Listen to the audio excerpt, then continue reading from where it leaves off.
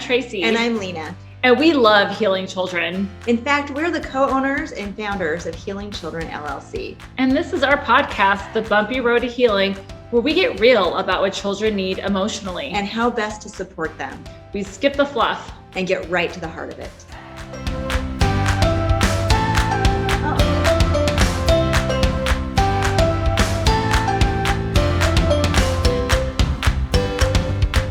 Well, welcome. Well, hey, hi, Herbert. How are you? Good. Well, good. Like, what's going on? Nothing. So, okay, like, how are things with like your friends? Fine. Okay, well, how's school going for you? Fine. Okay, like, how's recess? Fine. Well, we're doing a podcast, and we're going to talk about kids who have suffered from trauma and might have some attachment issues that have really significant, like, kind of mean, nasty behavior. Oh, I mean, I don't know about attachment, whatever, but Bobby in class is super rude. Oh, what's Bobby doing? Well, like, he steals stuff, and if someone's holding something cool, they'll just come up and like take it. Wow. And when we play football, he just throws the ball like at our face. Oh, that doesn't sound good. Yeah, so rude. And then I'm the one that gets in trouble because I'm like, Bobby, don't be a jerk. And then he goes and tells the teacher that I called him a jerk. And then I'm the one that's in trouble. Oh, yeah, that's hard, Herbert. So it sounds like it's hard for you to know how to deal with the situation with Bobby. Oh, I have no idea. So have you told the teachers that he's doing this? No, I don't want to be a tattletale just like him. Yeah, but it sounds like you might need some help from the adults, maybe. Okay, I have some thoughts. Why don't we talk about our podcast and you can listen, and then we can talk about what to do at the end of the podcast. Okay. I guess I can listen. Yeah, do you want to sit on the other side of the camera over there? So yeah, that seems cool. There's a nice seat over there for you. Okay, well, boy, Herbert's got quite the issue going on, doesn't he? I know. So we're going to talk about that, talk about what is going on. This is our episode 3 of the Bumpy Road to Healing podcast.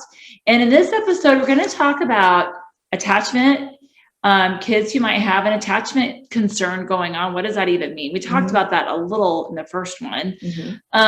Trauma, survival, some of the characteristics and some of the things that does, and how does that influence our development? And it's one of those big things that can really impact development. And the behaviors impact all kinds of things. Again, it's how we see ourselves and the world around us. Yeah. And so I know, like, there's a ton of information coming out about trauma. Like, we've been studying this for years and years and years. And now all of a sudden it seems like there's all this information coming out about trauma. Yeah. And at Healing Children, we really understand what trauma does to kids. And we also have a very firm belief that children and adults can become survivors and thrive in spite of what's happened to them. Yeah. And so I think it's really important that we really talk about this and really understand it in a way that doesn't keep people stuck as a victim. Right. And I often hear too much of strategies and information that's shared that keeps our children stuck as victims. Yeah. And that does concern me. And we won't go into all of that. What we're going to go into is, maybe what is attachment? What is, why is it that trauma can really impact our kids? And what behaviors might you see that kind of indicate that you might have a trauma attachment issue? Yeah, well, and attachment is very important to understand. It's complex. It's a complex issue, but it's important, especially for teachers, because they're with the kids day in and day out. Yeah. And if you're with a kid day in and day out, you actually have an opportunity for them to attach to you. And that can make a huge change and a huge difference. But you need to know how to manage that for that to happen. And so I think with trauma, it's really understanding how trauma impacts our self-concept and how we see the world. Let's just use divorce for an example.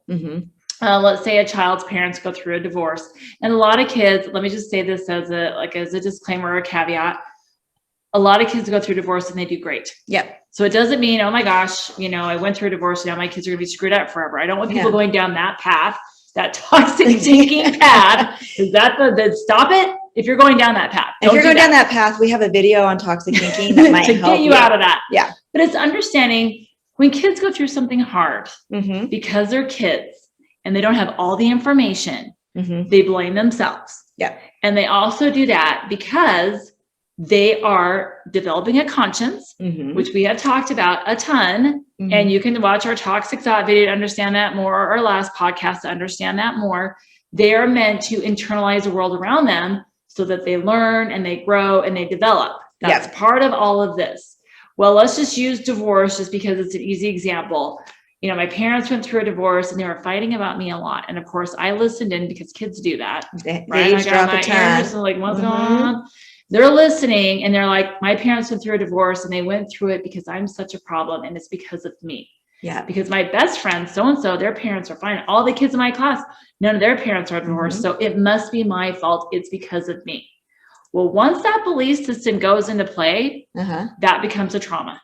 And then I have toxic thinking that reminds me of that belief system. And that kind of sets the path. And that can set the path to terrible behavior. That can set the path to poor self-concept, which can lead into all kinds of stuff in high school. And so it's understanding that that doesn't always happen. Like there are kids whose parents go through a divorce and they don't think it's their fault at all. But it's also understanding that sometimes one event that's traumatic for one person may not be traumatic for another person. Right.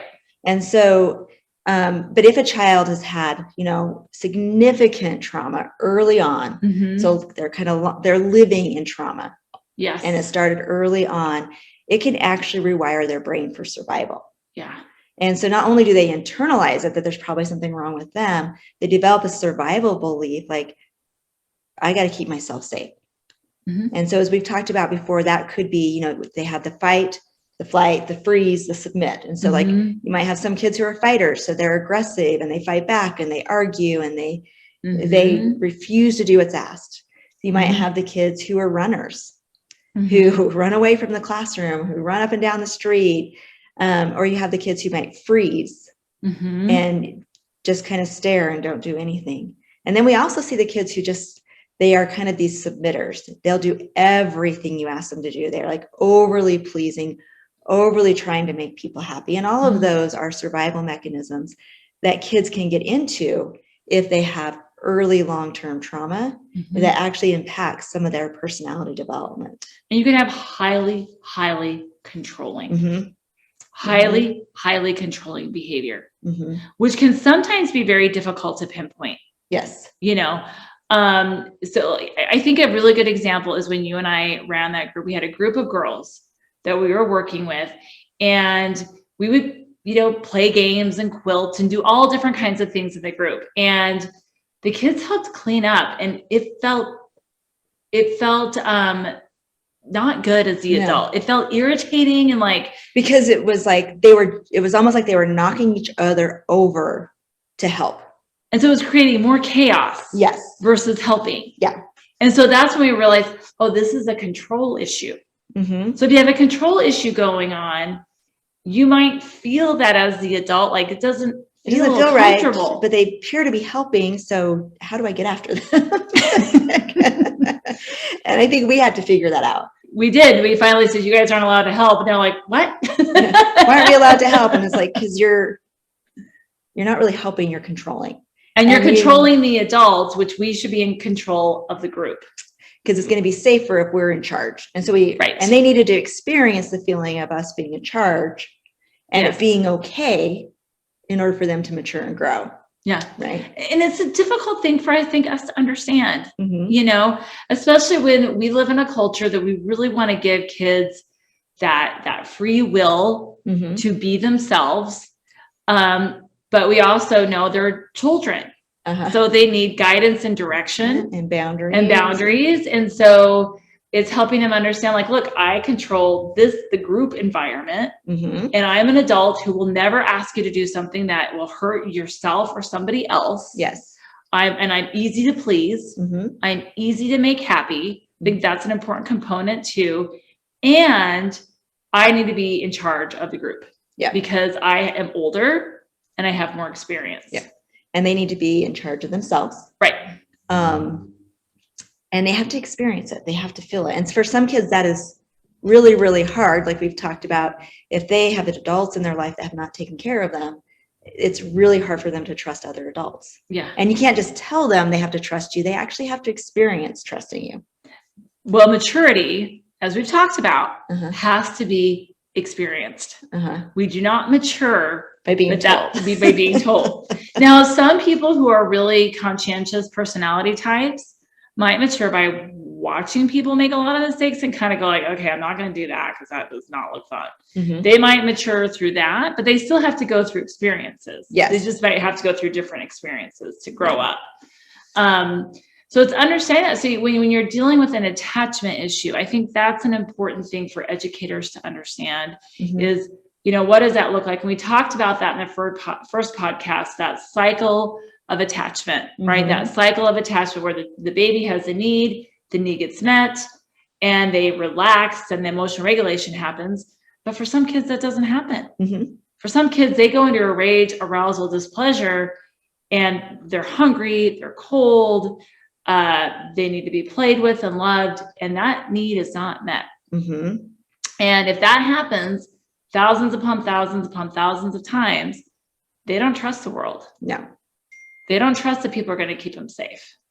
And so that impacts them. It impacts their behavior. And so what we find, I think in a second, let's go through that list of behavior that they might see. Okay. But what we have found, again, and we told you last time, we're going to keep hitting this, if there are not boundaries around unhealthy behavior, they're not going to choose a healthy. Well, and they're never going to trust you. And they're never going to trust you.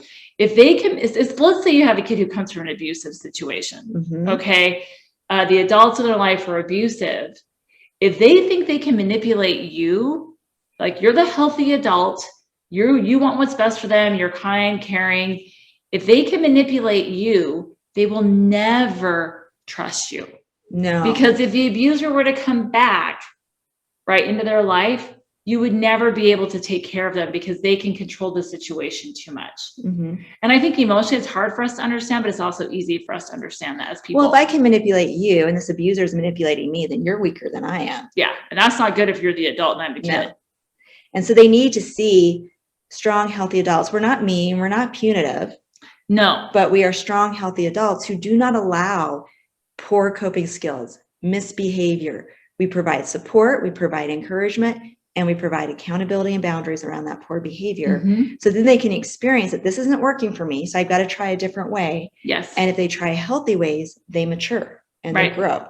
Yes. And so, because I see a lot of adults, they learn about trauma, they feel sorry for the kids, and then they don't have accountability in place. And they'll say, well, the kid can't help it, they can't do it. And really that message is, you don't believe in the kid. Well, the message, 100%. And it's like it's pity. Yes. And who likes to have people pity them? No. I mean, that doesn't feel good. That doesn't feel comfortable. People who suffer from other disabilities, maybe there's learning issues or physical disabilities, don't want people to give them pity either. No.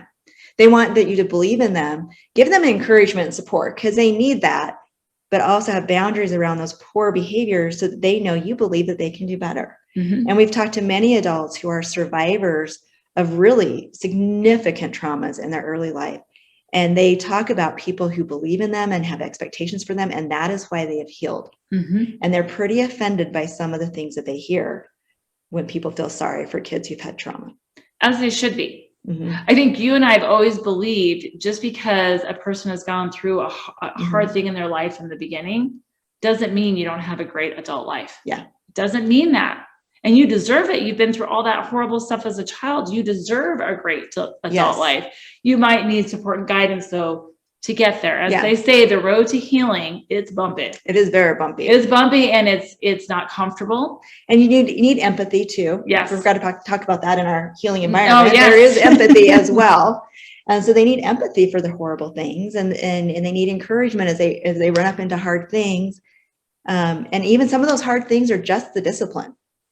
Oh, they hate the discipline 100%. so bad. That's hard on them. And we can do encouragement that hey, you manage that this time, Mm-hmm. right? Mm-hmm. And so they need all those things so that the bumps in the road are things that they can get through. That's exactly You don't want right. them stuck like behind that boulder right there. That boulder right there. You don't want them stuck behind that. And stay there. You want that accountability so they can go around it or over it.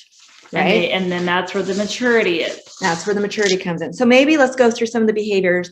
If you see some of these behaviors, you might be looking at a much deeper issue and you might need more help.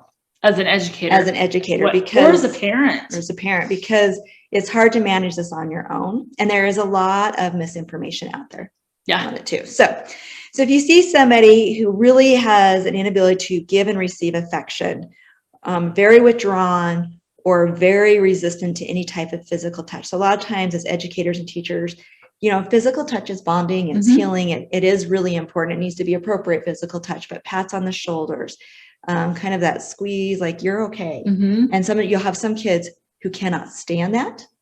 And reject it.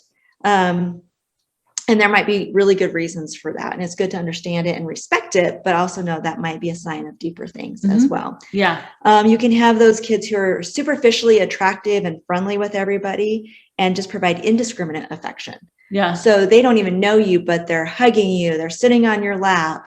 They're incredibly charming and overly friendly, where most kids kind of have, they have different levels of extroversion and friendliness. But most kids have a little bit of warm-up time, checking you out, like, are you safe? Are you not safe? And that slow give and take that true relationships are built on. Versus kids who are just overly like, you're my best friend the first day I meet you. You know? Self-destructive behavior and self-injury is an indicator of deep concerns. So the cutting and those kind of things that kids are doing.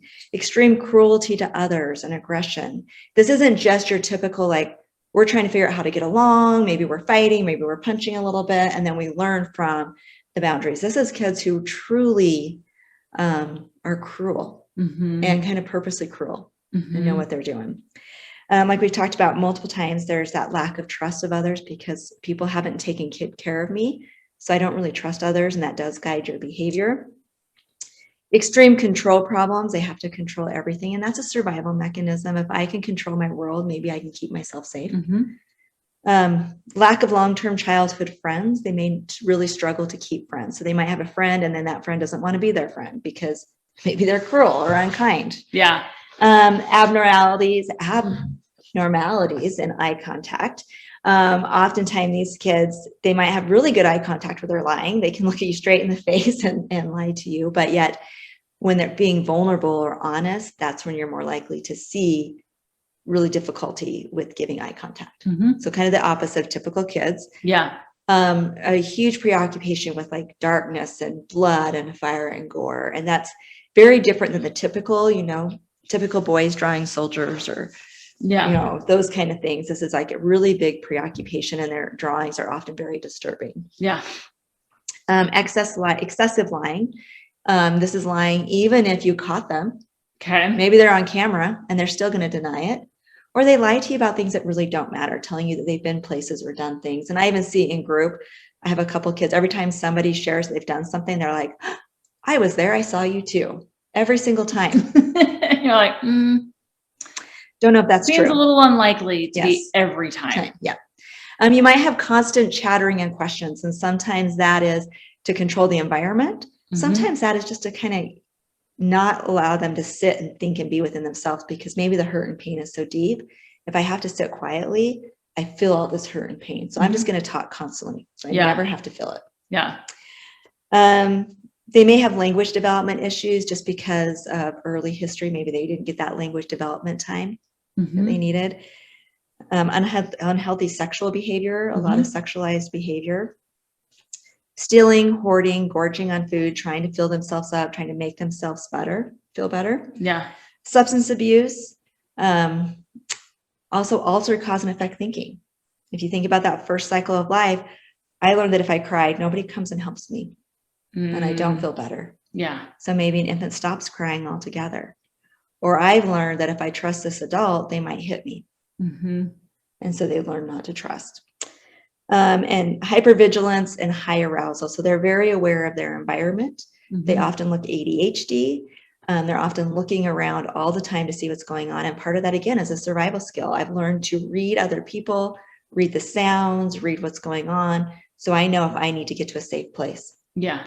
And so a lot of these kids will look ADHD when it might be hypervigilance. Yeah. And I can often tell when I walk into a room, kids who feel safe oftentimes keep working. Every once in a while, you have kids quickly look at you and then keep working. These kids will turn and stare at you and stare you down, and even sometimes to the point of getting out of their seat and asking you who you are and what you're doing. Oh, wow. Because they just want to make sure. They want to make sure they're safe. Absolutely. Yeah. And so what we find with these kids, if you are seeing some of these characteristics and you also know of their history is pretty significant. Yes. These kids might need a significant amount of structure and boundaries and support, more so than your other kids. Yeah. Right. We talked about the house, the healing environment. We talked about what that looks like for typical kids. Kids with significant behavioral issues that we talked about, those boundaries are going to be looking a lot different. Yes. But how to do that is tough. Because what if you have a kid who's chronically stealing? Chronically throwing desks and chairs? What do you do? Chronically a problem with their peers? You can take our class and find out. I know. So if you want to learn more, again, we have online trainings on our Teachable account. We have the full, we have 2 full day classes where you can get college credit, but we do have one that's just specifically on why are we seeing more misbehavior in the classroom? Yes. And it goes over this part plus other causes as well. We do have a toxic thought video that is free to watch on our YouTube channel. We have our book, Healing Discipline, Bringing Hope to Shattered Lives. We also have a book called Raising Babies. Okay. That really is about babies who are taken care of and babies who are not taken care of. And we use animals, so those discussions can happen with kids who maybe have had severe trauma. And we also have a book called My Name is Bailey, that really is about, it's about a monkey who was adopted and the feelings and the beliefs that monkey has that guides the behavior. And it also allows for discussion as well. And so those are things that are available to you. So all kinds of ways to get some support. And so next time we're going to talk about resilience. That's a very, very important conversation, especially after this, because there is hope. There is hope.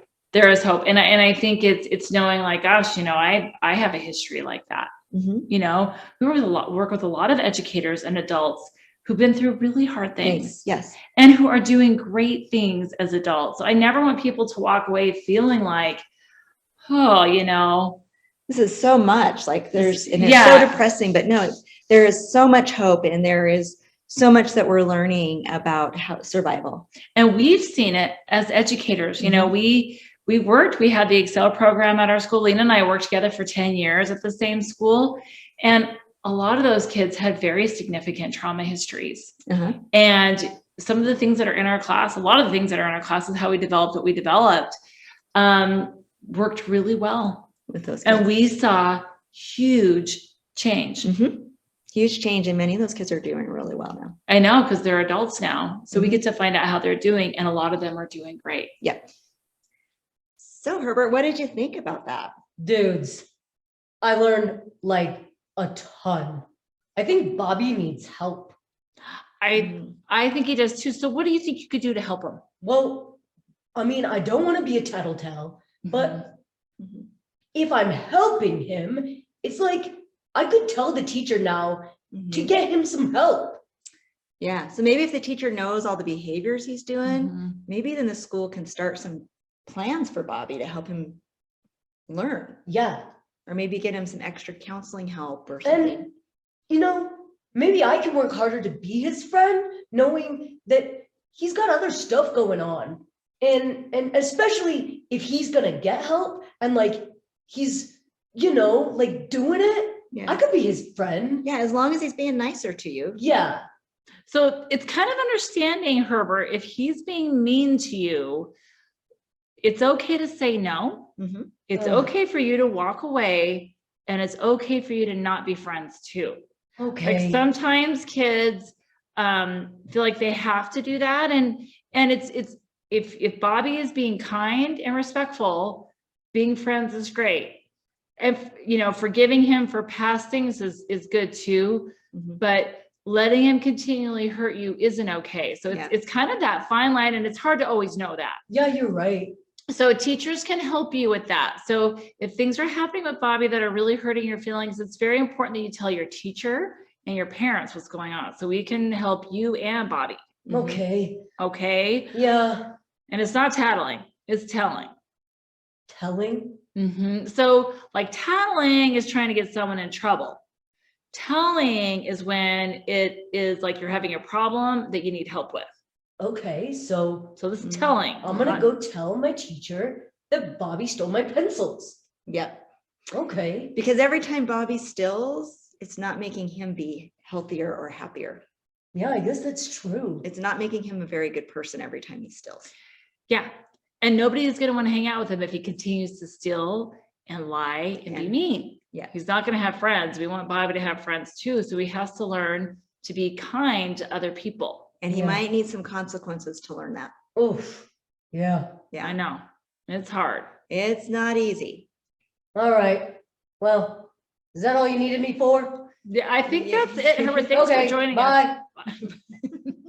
So if you like what you're hearing and you want to learn more, you can go to our website at www.healingchildrenllc.org. On our website, you can read more about who we are.